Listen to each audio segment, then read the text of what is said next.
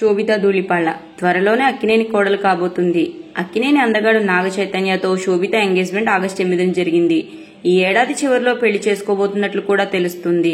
గత కొన్నేళ్ల క్రితం నుంచే వీరిద్దరూ ప్రేమలో ఉన్నట్లు వార్తలు వచ్చినా అవేవీ నిజాలు కాదంటూ కొట్టిపారేశారు. అయితే అంతలోనే ఎంగేజ్మెంట్ చేసుకుని షాక్ ఇచ్చారు ఈ జంట. అప్పటి నుంచి శోభిత పేరు సోషల్ మీడియాలో వైరల్ అవుతూనే ఉంది. ఆమె ఏం మాట్లాడినా అది న్యూస్ అవుతుంది. తాజాగా ఓ ఇంటర్వ్యూలో ఆమె మాట్లాడింది. అది కాస్త నాగ చైతన్య మాజీ భార్య హీరోయిన్ సమంత గురించి అన్నట్లుగా నెటిజన్స్ ట్రోల్ చేస్తున్నారు. ఇంతకీ శోభిత మాట్లాడింది హీరోయిన్ సమంత గురించి కాదు, తన చెల్లెలు సమంత గురించి. శోభిత తాజాగా ఓ ఇంటర్వ్యూలో మాట్లాడుతూ తన చెల్లి సమంత అంటే తనకు చాలా ఇష్టమని చెప్పింది. నా చెల్లి సమంత నా సోల్మేట్. ఈ మధ్య తన పెళ్లి అయింది. అందంగా ముస్తాబాయి మండపంలో కూర్చున్న నా చెల్లిని చూసినప్పుడు ఆనందంతో నా కళ్ళు చెమ్మగిల్లాయి. తన పెళ్లి కారణంగానే నేను మా బంధువులంతా కలుసుకున్నాను. కెరీర్లో బిజీగా ఉండడం కారణంగా ఇన్నాళ్లు వారికి దూరమైపోయాను.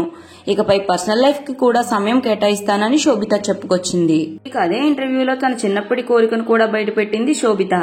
నాకు చిన్నప్పటి నుండి ఒక కోరిక ఉండేది. అదేంటి అంటే అమ్మ అవడం.